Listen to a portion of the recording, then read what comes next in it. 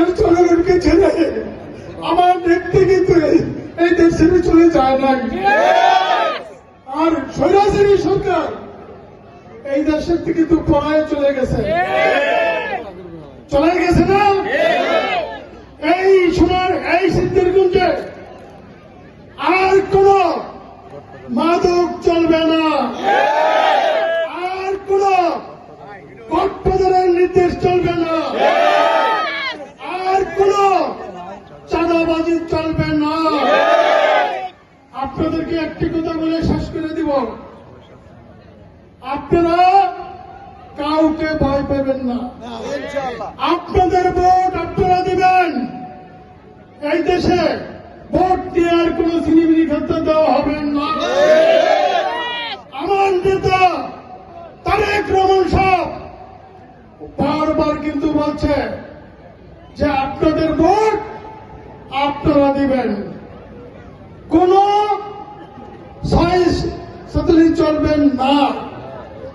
মা বোনদেরকে একটু কথা বলতে চাই, একটি দল বিভিন্ন মা বোনদেরকে দিয়া আপনাদের বাড়ি বাড়িতে যায়, মা বোনদেরকে বুঝায় যে জামাতে ভোট দিলে নাকি বলে জান্নাতে যাবেন।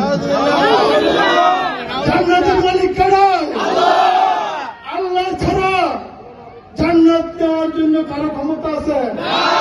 মা বোনদেরকে বলছি, আপনারা কিন্তু এই যারা এখানে পারিবারিককে বোঝায় এই মিথ্যা প্রচারণার জন্য পা দিবেন না। আপনাদেরকে অনুরোধ করছি। আরেকটা কথা আপনারা বলি, আমরা যদি আল্লাহ বাঁচায় আপনাদের ভোটে আমরা বিজয় হতে পারি। বাংলাদেশ জাতীয়তাবাদী দল যদি ক্ষমতা আছে, আপনাদের এই সিদ্ধিরগঞ্জ থানায় অনেক জলাবদ্ধতা আছে না?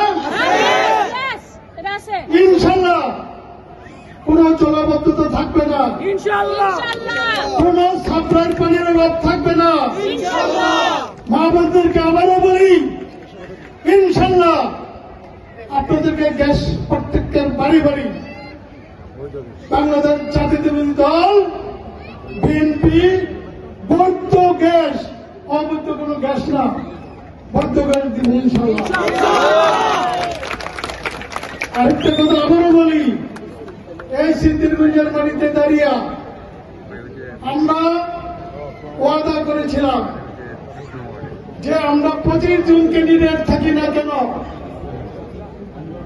আমাদের দল, আমাদের মা, আমাদের ভারপ্রাপ্ত চেয়ারম্যান যাকে নমিনেশন দিবে তার নির্বাচনে আমরা করব।